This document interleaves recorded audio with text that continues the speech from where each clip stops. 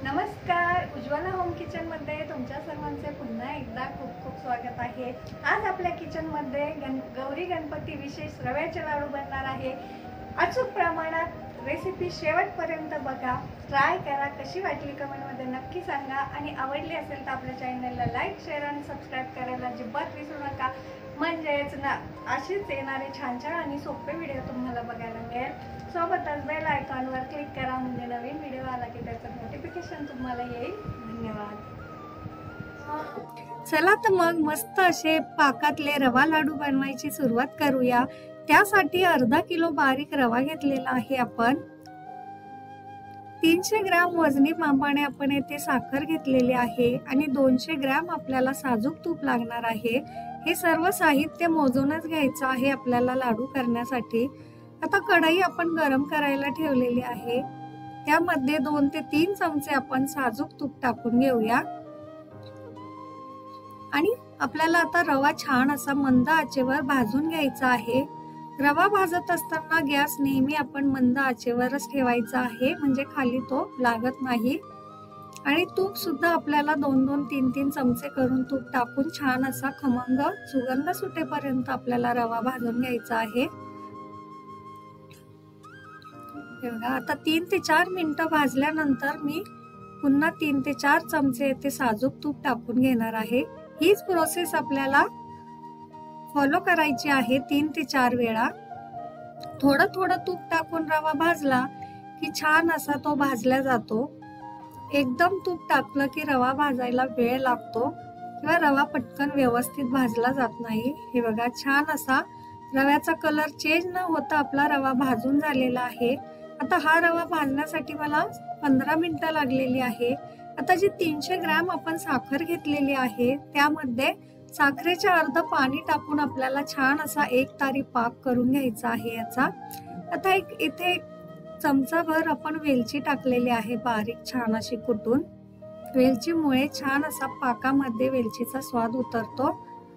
आता चेक करून घ्यायचं आहे, अशी एक तार यायला लागली की आपण गॅस बंद करून घेणार आहोत। पाकाचे लाडू करत असताना पाक हा व्यवस्थितच झाला पाहिजे, नाहीतर आपले लाडू बिघडण्याची शक्यता असते। आता जो आपण रवा भाजून घेतला होता तो या ताटामध्ये थोडा थोडा करून टाकून घेऊया।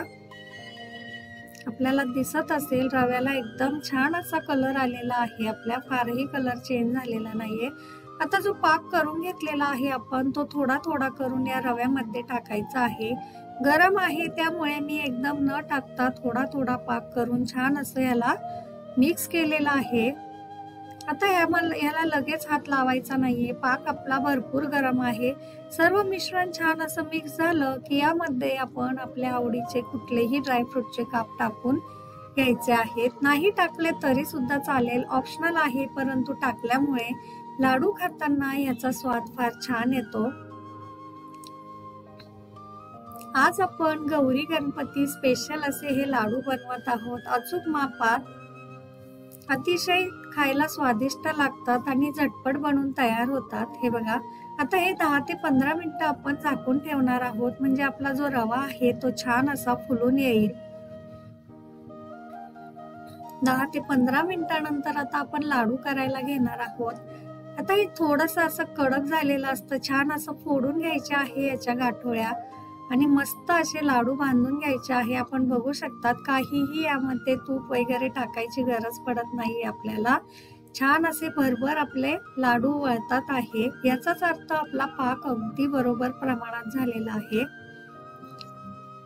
वेलचीमुळे अतिशय छान असा सुगंध सुटलेला आहे आपल्या या लाडूच्या मिश्रणाचा। आपल्याला जर वाटत असेल की आपलं मिश्रण थोडंसं ड्राय झालेलं आहे तर यामध्ये आपण थोडंसं 2 ते 3 चमचे साजूक तूप टाकून घेतलं तरी सुद्धा चालू शकेल। हे बघा, एक एक करून या मिश्रणाचे सर्व अशा पद्धतीने आपण लाडू वळून घेणार आहोत. दिसायला सुद्धा किती सुंदर असे आपले लाडू दिसतायत, आपण बघू शकता येते. रव्याचे लाडू जवळजवळ सर्वांनाच आवडतात, परंतु पाकातले लाडू करायची सर्वांना भीती वाटते, सर्वांना जमत असेल नाही. परंतु या परफेक्ट प्रमाणात जर केले तर तुमचे सुद्धा लाडू असे छान असे मऊसूत होतील, तोंडात टाकताच विरघळणारे. तर या गौरी गणपतीला नक्की ट्राय करा ही रेसिपी. कशी झाली मला कमेंटमध्ये नक्की सांगा.